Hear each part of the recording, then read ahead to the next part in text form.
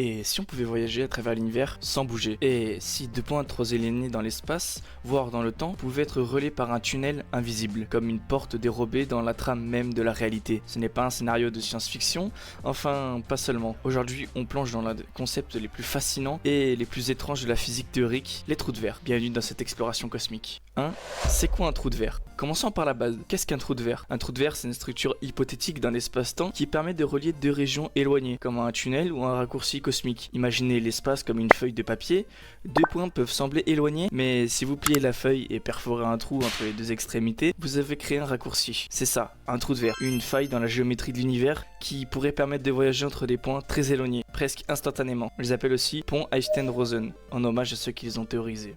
Petit 2. Les origines scientifiques. Les trous de verre trouvent leur origine dans la relativité générale d'Albert Einstein publiée en 1915. Selon cette théorie, l'espace-temps n'est pas une toile figée. Il peut être courbé, tordu, déformé par la présence de matière ou d'énergie. En 1935, Einstein et son collègue Nathan Rosen ont proposé une solution aux équations de la relativité, le fameux pont Einstein-Rosen. Mais il y a un hic. Ce pont relierait deux trous noirs et s'effondrerait presque immédiatement. On ne pourrait donc jamais le traverser. C'est là qu'entre en jeu l'une des variantes modernes comme les trous de verre traversables, imaginés plus tard par des physiciens comme Kip Thorne. 3.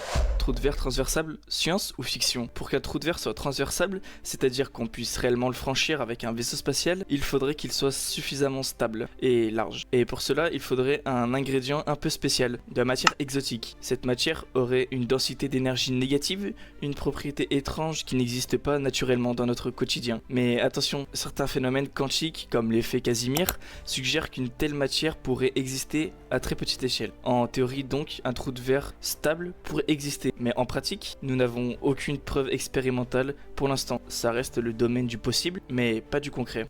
4. Peut-on voyager dans l'espace ou dans le temps? Les trous de verre ne seraient pas seulement des raccourcis dans l'espace, ils pourraient aussi être des passages dans le temps. Imaginez une extrémité du trou de verre se déplace à une vitesse proche de celle de la lumière. Selon la relativité, le temps y passerait plus lentement. Résultat, un décalage temporel entre les deux bouts du tunnel. Théoriquement, cela permettrait de voyager dans le passé ou dans le futur. Mais attention, cela soulève des paradoxes très complexes. Le plus célèbre, le paradoxe du grand-père. Et la physique, elle déteste les paradoxes. Certaines théories, comme la conjoncture de protection chronologique de Stephen Hawking, suggèrent que l'univers empêcherait naturellement ce type de voyage dans le temps. Numéro 5.